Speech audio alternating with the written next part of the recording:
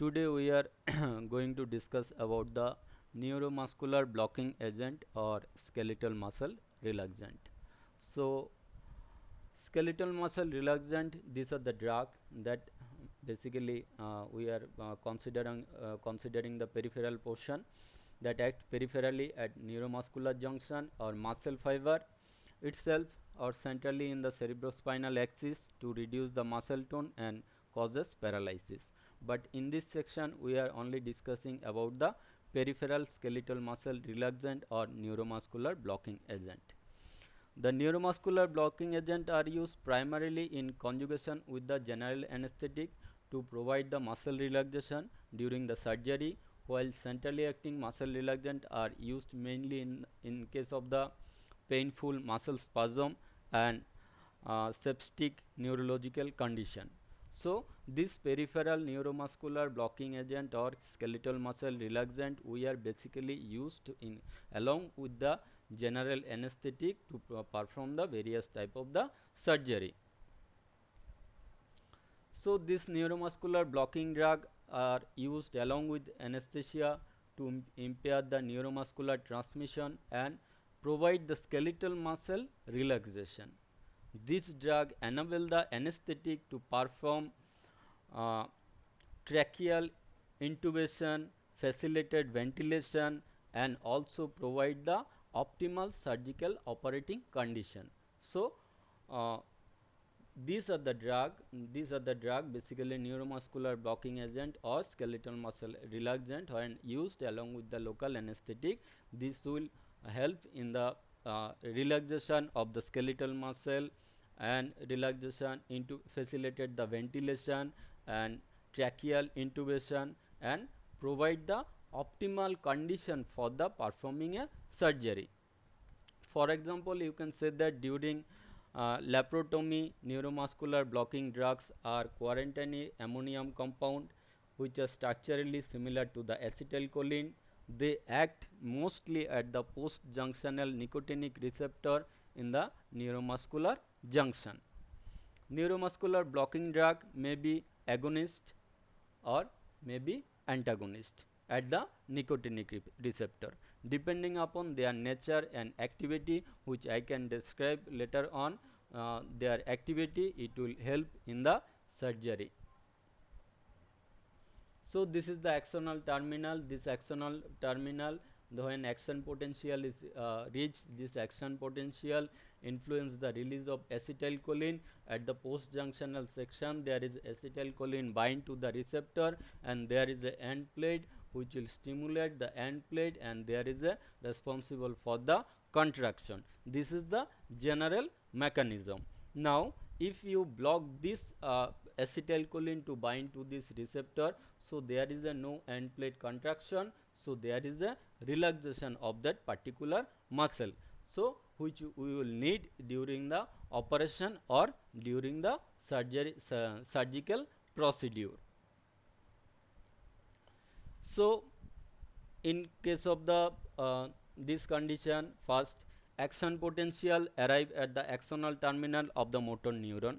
You can see here that axon terminal of the motor neuron action potential are arrived.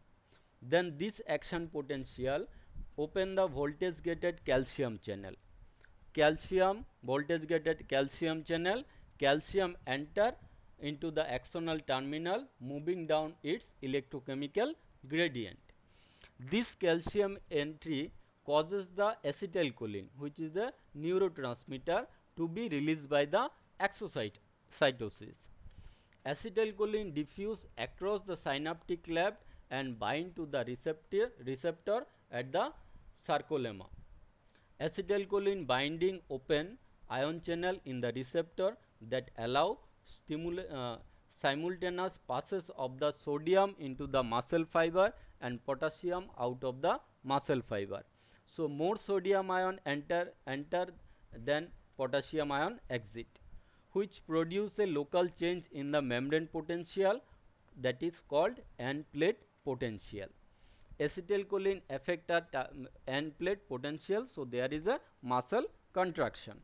So acetylcholine effect are terminated by its breakdown by the synaptic cleft by the enzyme that is called acetylcholine esterase and diffuse away from the junction. So you can see that here the exchange of the sodium and potassium, and after that there is a enzyme that is called acetylcholine esterase, which block the ion channel and inhibit the action of acetylcholine.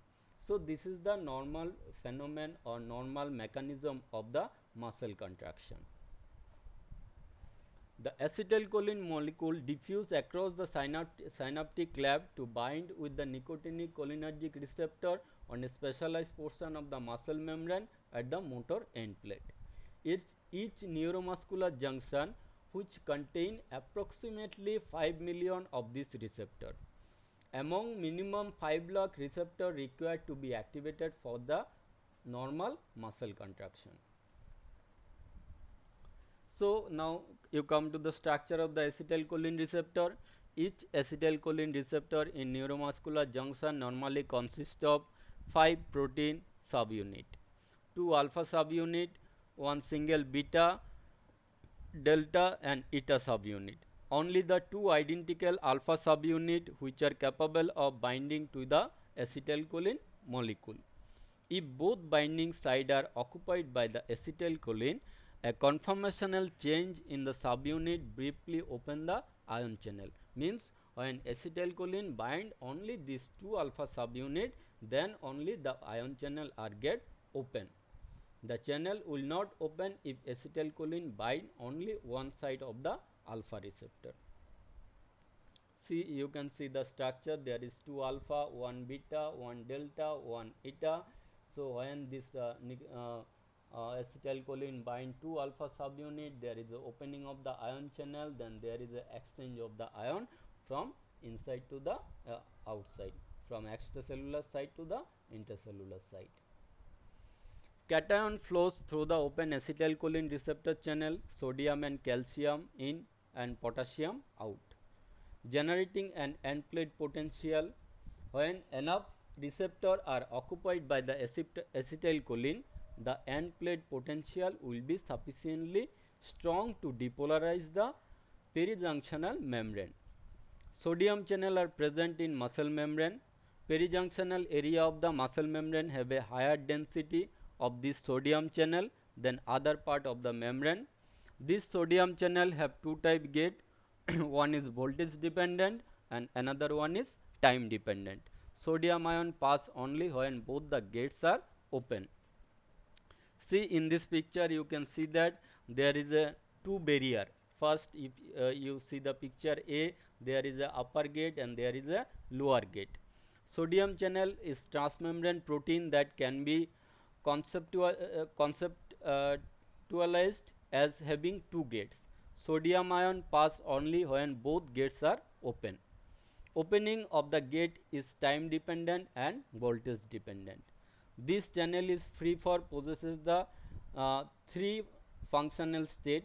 At the resting state, the lower gate is open but the upper gate is closed. You can see in picture A. So upper gate is closed. So there is no entry of the sodium. And B, when it action potential reaches the threshold voltage depolarization, the upper gate open and sodium can pass. You can see in B. C, shortly after at the upper gate open, the time dependent lower gate will close. So further block the entry of the sodium. With the opening of the sodium channel and entry of sodium, calcium ion released from the sarcoplasmic reticulum, which is the storehouse of calcium. This intercellular calcium allows the contractile protein, actin and myosin to interact, bringing about muscle contraction. So this is the thing what how muscle get contracted. So now step by step I am discussing that thing.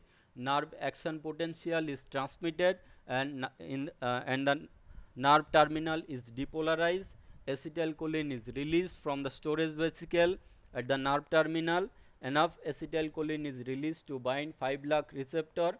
Acetylcholine molecule bind to the alpha subunit of the acetylcholine receptor on the post-junctional membrane, generating a conformational change and leads to the opening of receptor channel. Receptor do not open unless both alpha receptor are occupied by acetylcholine. Sodium and calcium flow through the open receptor channel, generating an end plate potential. When between 5% and 20% of the receptor channel are open and a threshold potential is reached, voltage gated sodium channel with perijunctional portion of the muscle membrane open. When a threshold voltage is developed across them, a muscle action potential is generated. Then acetylcholine is rapidly hydrolyzed into the acetate and choline by the substrate specific enzyme that is known as acetylcholine esterase. After unbinding acetylcholine, the receptor ion channel close, permitting the end plate to the repolarization state. Calcium is sequestrated in the sarcoplasmic reticulum and the muscle cell are get relaxed. This is the total phenomena of the muscle contraction and muscle relaxation. And this is the mechanism. Now we are classifying and we will discuss the mechanism and action of the this skeletal muscle relaxant agent. So depolarizing short acting drug, that is called succinylcholine. Non depolarizing short acting drug, that is gantacyurium, mivacurium. Intermediate acting atracurium, vecuronium, ricuronium, and long acting pancuronium, doxacurium. These are the drug, and other one is directly acting agent, that is dantrolene sodium and quinidine. So now come to the mechanism of action of the depolarizing neuromuscular blocking agents. Depolarizing muscle relaxant closely resemble to the acetylcholine. So depolarizing muscle relaxant which is strongly resemble with the acetylcholine, means they are structurally similar to acetylcholine and readily bind to the acetylcholine receptor, generating a muscle action potential. So first, when these drug are bind, they are basically bind to the acetylcholine receptor and produce a muscle action potential. Unlike acetylcholine, however, these drugs are not metabolized by the enzyme acetylcholine esterase, and their concentration in the synaptic cleft does not fall rapidly, because these drugs are not metabolized by the enzyme acetylcholine esterase, resulting in a prolonged depolarization of the muscle end plate. What happens when there is a prolonged depolarization of the muscle end plate? Continuous end plate depolarization causes the ultimate muscle relaxation, because opening of the perijunctional sodium channel is time limiting. Sodium channel rapidly inactivate with continuing depolarization. So first what happen, these drug are basically similar to the acetylcholine, structurally similar to the acetylcholine, bind to the acetylcholine receptor, causes the muscle action potential, and there is a leads to the prolonged depolarization of the muscle end plate. They are not affected by the enzyme acetylcholine esterase. Continuous depolarization causes the muscle relaxation, because they are in perijunctional sodium channel is time limited, and after certain time it will get close, inactivate with continuing depolarization stage. Then it is act in basically two phase. Phase 1, succinylcholine as an example bind to the acetylcholine receptor on the motor end plate and causes depolarization. This initial depolarization result in transient fasciculation. Succinylcholine remain bound to the receptor and inhibit the further impulses. Therefore, the muscle remain in a state of depolarization for a longer period of time, because succinylcholine cannot allow acetylcholine to bind. With prolonged, in phase 2, what happen? With prolonged exposure to the succinylcholine, the initial depolarization decreases and eventually the membrane become repolarized. Despite repolarization, succinylcholine has causes the membrane to become desensitized to the acetylcholine. So ultimately, if we previous section, if our discussion, we can conclude that acetylcholine is the basically responsible for the muscle contraction.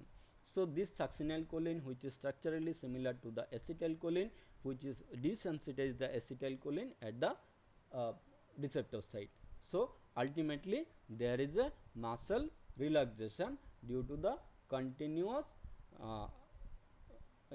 due to the repolarization. Succinylcholine has causes the membrane to become desensitized to the acetylcholine, means in this case acetylcholine cannot bind to this acetylcholine receptor, nicotinic receptor, and cannot produce any type of the action. Then we will discuss about the mechanism of action of non-depolarizing agent. Depolarizing muscle agent act as an acetylcholine receptor agonist. Whatever succinylcholine we have discussed, that is acetylcholine agonist, because structurally similar and it will bind to the acetylcholine receptor, and then ultimately with its mechanism it will show the muscle relaxation property. Whereas non-depolarizing muscle relaxant function as competitive antagonist. Non-depolarizing muscle relaxant bind to the acetylcholine receptor but are incapable of inducing the conformational changes necessary for the ion channel opening. So this non-depolarizing agent bind to the acetylcholine receptor. So acetylcholine are not able to bind to this receptor, and they are not capable of induce any conformational changes in the acetylcholine nicotinic receptor, because acetylcholine is prevented from its binding site receptor. So there is no end plate potential developed. So neuromuscular block occur even if only one alpha subunit is blocked. In previous case we are considering that both alpha subunit have to bind, but in this case if only one subunit is blocked, you can get the muscle relaxation property of the non-depolarizing neuromuscular blocking agent. Other mechanism, neuromuscular blocking agent interfere with the function of the acetylcholine receptor without acting as an agonist or antagonist. So they may be interfere with some other mechanism which is not related to the agonist or antagonist, interfere with the normal functioning of the acetylcholine receptor binding site, or with the opening and closing of the receptor channel. So they may be interfere with acetylcholine receptor binding site. They are not allowed to acetylcholine to bind to the receptor, or neither they not allowed to opening of the ion channel properly. So there is an no end plate contraction. So there is a relaxation. So these are the different mechanism. Some example are inhaled anesthetic agent, local anesthetic, and ketamine. These are the some example. Sequence of muscle block. First, muscle to be blocked by the both depolarizing and non-depolarizing muscle relaxant are the central muscle, then peripheral muscle. So the sequence blocked is face, jaw, pharynx, larynx, respiratory, trunk muscle, limb muscle. So when you will get recovery after surgery, at recovery this recover in the same order. As the order they are getting depressed or relaxed, in same order they will get recovered. So pharmacological action, if you considering the skeletal muscle relaxant or neuromuscular blocking agent, in case of the skeletal muscle, intravenous injection of non-depolarizing blocker rapidly produce the muscle weakness followed by facet paralysis. small fast response muscle, finger, extraocular are affected fast. Paralysis spread to hand, feet, then arm, leg, neck, face, trunk, intercostal muscle, finally diaphragm. The rate of attainment of peak effect and the duration for which it is maintained depend on the drug and the dose and the anesthetic used, along with hemodynamic, renal and hepatic status of the patient and several other factors. In autonomic ganglia, because the cholinergic receptor in autonomic ganglia are nicotinic, so through that is different, it is basically here it is act on the NM receptor, but in autonomic ganglia there is NN receptor. Competitive neuromuscular blocker produce some degree of ganglionic blocked. D-tubercurin has the maximum propensity in this regard, while the newer drug vacuronium etc. are practically devoid of it. Succinylcholine may causes the ganglionic stimulation because it is agonist due to its agonistic action on the nicotinic receptor. Histamine release D-tubercurin release histamine from the mast cell. This does not involve the immune system and is due to the bulky cationic nature of the molecule. Histamine release contribute to the hypotension produced by the D-tubercurin, flushing, bronchospasm and increase the respiratory secretion and are other effect. Intradermal injection of the D-tubercurin produce a wheel similar to that produced by injecting a histamine. Then cardiovascular system, D-tubercurin produce significant fall in BP, ganglionic blocked, histamine release and reduce the venous return. As a result of the paralysis of the limb and respiratory muscle, heart rate may be increased due to the vagal ganglionic blocking property. Pancuronium and vacuronium also tend to cause the tachycardia. All newer non-depolarizing drugs have negligible effect on blood pressure and heart rate. Cardiovascular effect of succinylcholine are variable. Generally, bradycardia occur initially due to the activation of the vagal ganglia, that is followed by tachycardia and rise in blood pressure due to the stimulation of the sympathetic ganglia. Blood pressure occasionally fall on account of its muscarinic action causing vasodilation. Prolonged administration of the succinylcholine has causes cardiac arrhythmia and even arrest in the patient with burn, soft tissue injury and tetanus. Efflux of intracellular potassium ion occur in this condition, which augmented by prolonged depolarization of the skeletal muscle. GIT, the ganglionic blocking activity of competitive blocker may enhance the post-operative paralytic ileus after the abdominal operation. In CNS, all neuromuscular blocker are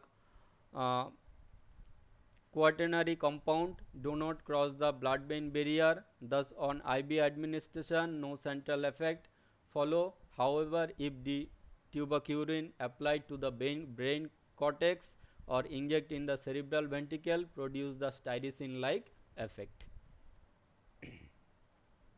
Now, pharmacokinetic profile of the neuromuscular blocking agent.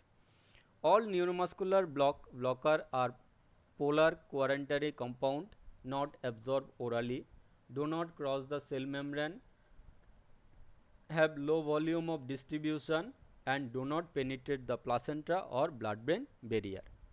They are practically always given IV through IM administration is also possible. Muscle with higher blood flow receive the more amount of the drug and are affected earlier. Redistribution to the non-muscular tissue plays a significant role in the treatment of surgical grade muscle relaxation, but residual block may persist for a longer time depending on the elimination T-half. The duration of competitive blocker is directly dependent on the elimination T-half.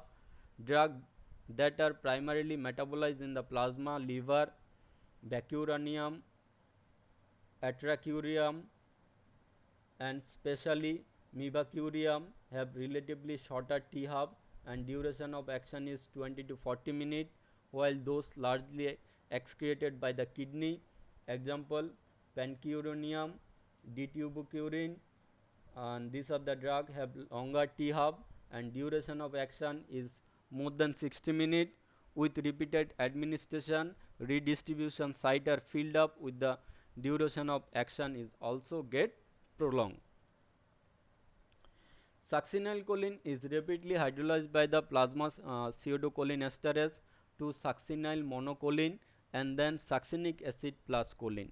Action lasts 5 to 8 minutes.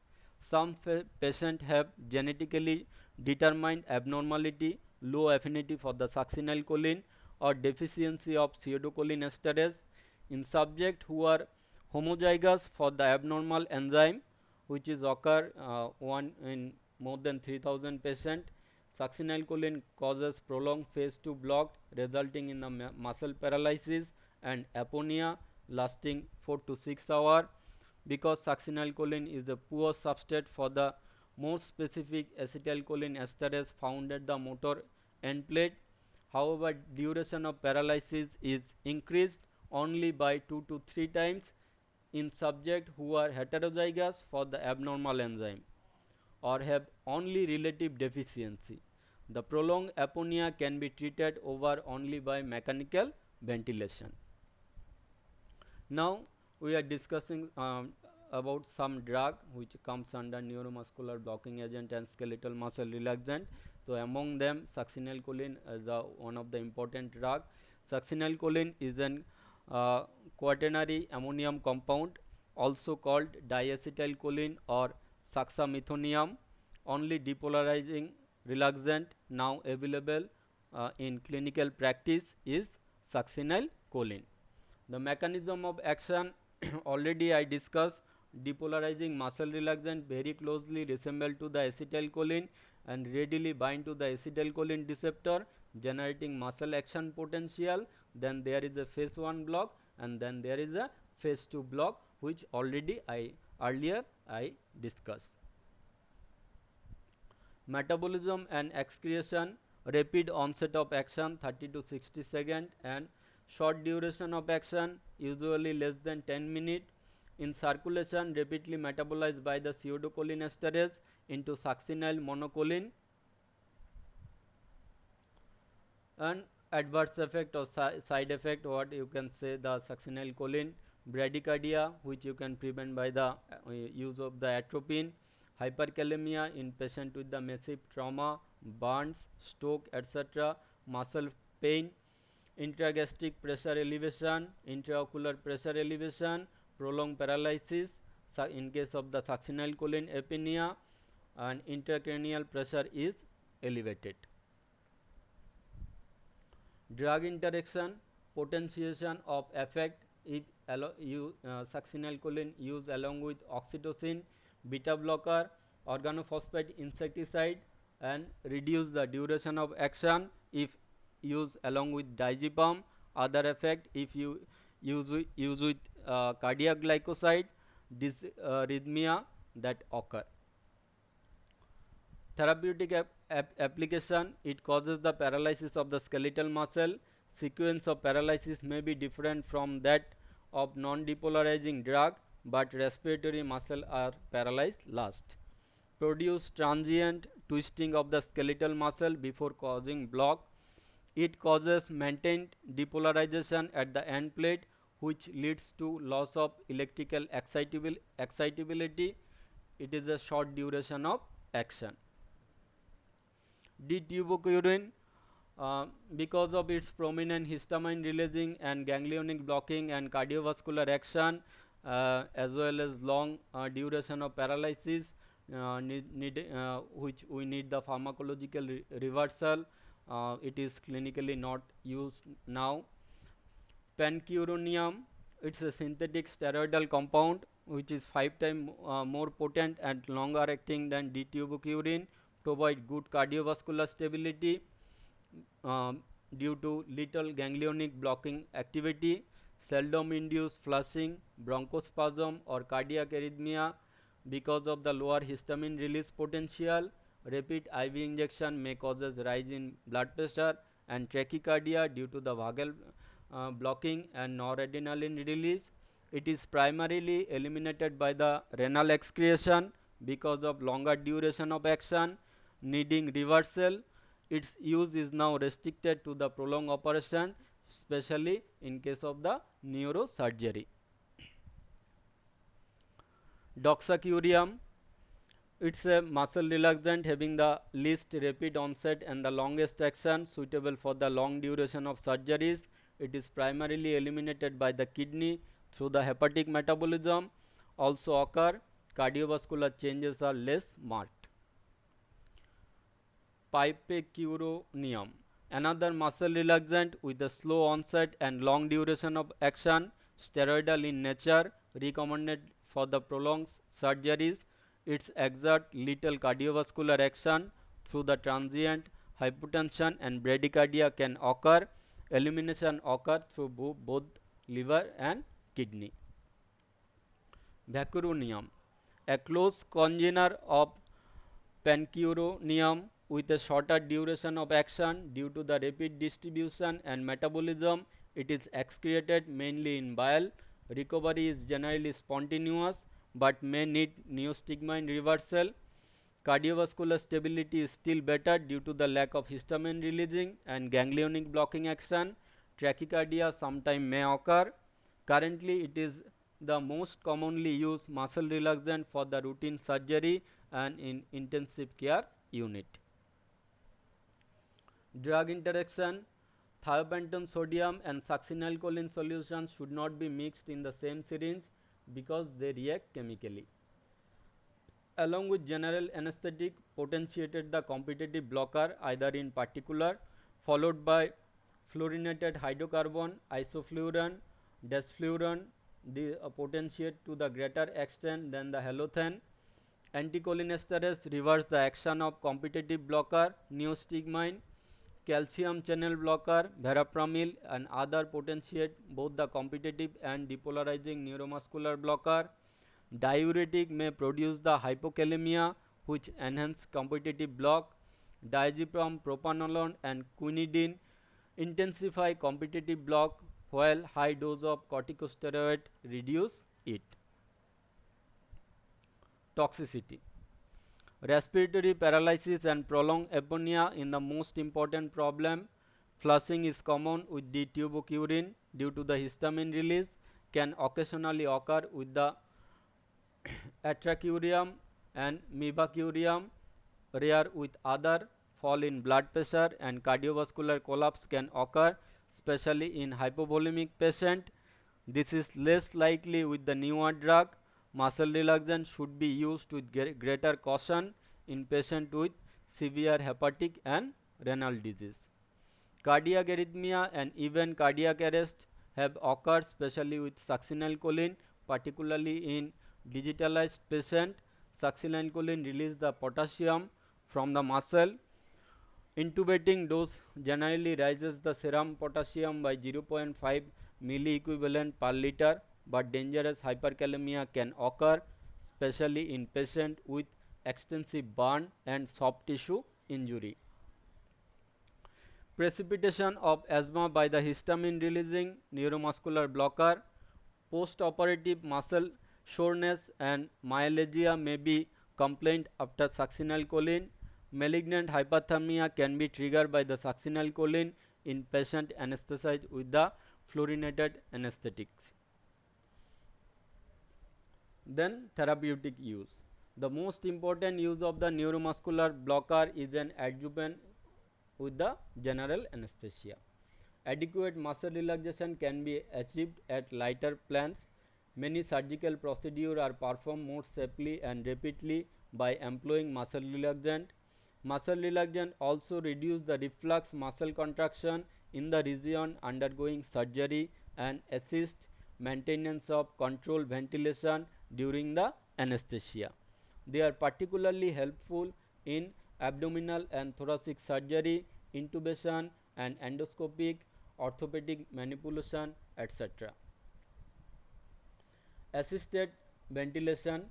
Critically ill patient in intensive care unit needed ventilatory support. This can be facilitated by the continuous infusion of sub-anesthetic dose of the competitive neuromuscular blocker, which reduce the chest wall resistance to inflation. Convulsion and trauma from the electroconvulsive therapy can be avoided by the use of the muscle relaxant without decreasing the therapeutic benefit. Succinylcholine is most commonly used for this purpose. The short-acting competitive blocker mivacurium is an alternative. Severe case of tetanus and status epilepticus who are not controlled by the diazepam or other drug may be paralyzed by the neuromuscular blocker and maintain on intermediate positive pressure respiration till the disease subside.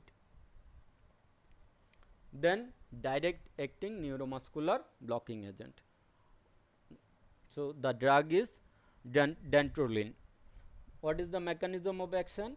It is interfere with the release of calcium from the store in skeletal muscle, that is the known as storehouse of the calcium sarcoplasmic reticulum. It inhibits the excitation contraction coupling in the muscle fiber. Calcium is released from the sarcoplasmic reticulum by a calcium channel called the ryanodine receptor channel, and dantrolene block the opening of this channel. So by this mechanism they are produce the muscle relaxation property. Uses basically malignant hyperthermia and septic status given IV or orally. Adverse effect: muscular weakness is the dose limiting side effect.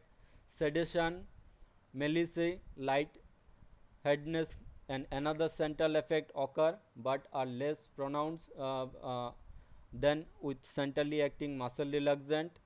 Troublesome diarrhea is another problem. So long term use can causes the dose dependent severe liver toxicity. So this has restricted its use in chronic disorder. Then another drug that is used direct muscle relaxant, that is quinine.